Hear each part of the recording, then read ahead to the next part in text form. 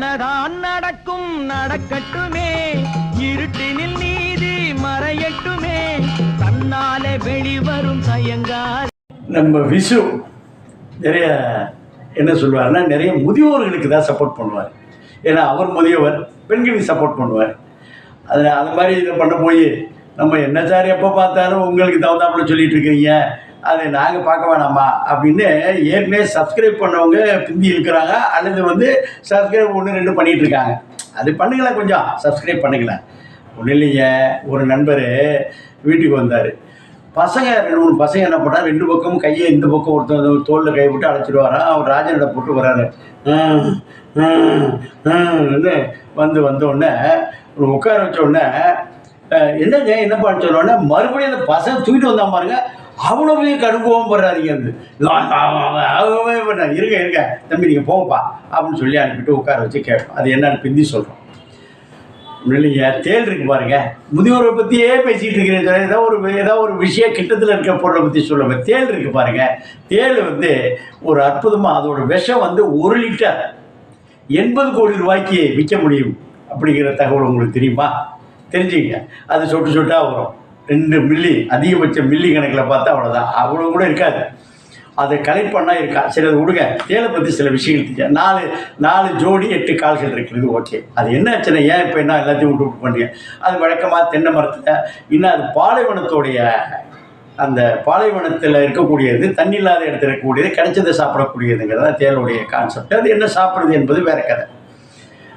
அது ஒரு ஆணும் பெண்ணும், தேல் ஆணும் பெண்ணும் சேர்ந்தால் அந்த சேர்ந்த உடனே அந்த ஆண் தேலை அந்த பெண் தேலும் கொண்டுடுமா. அவ்வளோதான். நம்ம வீட்டிலே அப்படி தான் இருக்கிறான்னு ஆளாலும் சொல்லிவிடாதீங்க. சேர்ந்த உடனே அந்த கொண்டுடுமா. அப்போ அதோட வாழ்க்கையோடைய தத்துவம், வாழ்க்கையோட அதாவது சைக்கிள் என்னவென்றால், அதை இனப்பெருக்கத்திற்கு இன்னொரு உயிரை உருவாக்கி உள்ளதோட டியூட்டி முடிஞ்சிருச்சு. அதே மாதிரி இது மட்டும் வாழ்ந்துருமா என்ன? உடனே இந்த கர்ப்பம் தெரித்த உடனே கர்ப்பத்துக்கு டெலிவரி ஆகணும். ஆஸ்பத்திரி, பிரைவேட்டு, கவர்மெண்ட்லாம் போகிறோம்ல, அது என்ன செய்யுமா, அந்த அந்த பிரசவ வேதனை, பிரசவ வலி என்பது 2 நாட்களுக்கு இருக்குமா. அது எவ்வளோ நாள் என்பது ஒரு பக்கம் இருந்தாலும் 2 நாட்கள்.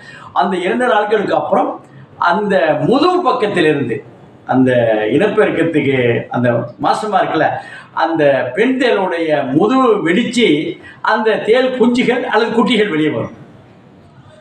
வெளியே வந்த உடனே அந்த தேல் இறந்து விடுமா.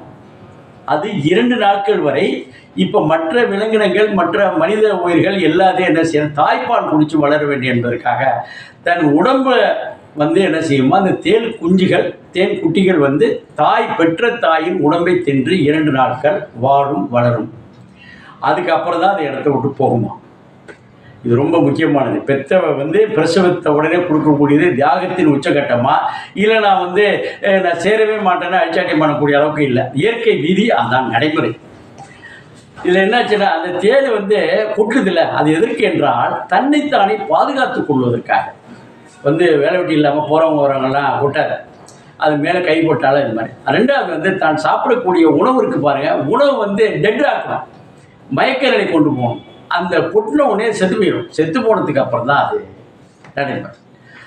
இதுதான் வாழ்க்கையோட தத்துவம். இது எல்லாருமே நம்ம அப்படி இருக்கணும். பெற்றோர்களாக இருக்கட்டும், எல்லாருக்குமே இதான் நம்ம நிலைமை. அதனால் நான் பெற்றுவிட்டேன், எனக்கு அது செய்ய மாட்டான், இது செய்ய மாட்டான்னா இல்லை. உனக்கு பெறுவது மட்டும். நீ உன்னுடைய பிள்ளைகளை படிக்க வைக்கிறார், நீ ஒரு மருத்துவர், IAS வெளிநாடு அனுப்புகிறாருன்னா உன்னுடைய கௌரவத்திற்காக. அதுக்கப்புறம் அவர்கள் எடுத்துக்கொள்கிறார்கள். அதனால் அவர்களை நாம் டிபெண்ட் பண்ணி இருக்கக்கூடாது, எப்பொழுதுமே வச்சுக்கோம். சொன்னோம்ல, இந்த கழுத்தில் 2 பேர் தூக்கிட்டு வந்தான். வீட்டில் விட்ட உடனே பார்த்தா தூக்கிட்டு வந்தவங்களை போய் கத்துறாரு. என்னன்னா, அந்த மனுஷன் என்ன பண்ணிருக்காரு, அந்த பசங்க, சின்ன பசங்க இந்த நிஞ்சான்னு ஒன்று இருக்குது பார்த்தீங்களா, இந்த புரூஸ்லி வச்சுட்டு சுற்றுவார்ல, இந்த செயின் எல்லாம் சுற்றிட்டு அடிப்பார்ல, அடிச்சிருக்கிறாரு.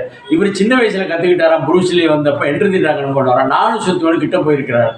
அவனை சுற்றி இருந்தால் சொல்லிட்டு போகணும்ல. இவர் ஓஞ்சி சுற்றி சுத்தான அந்த கம்பி இதை வச்சு சுற்றுறான் பாருங்க.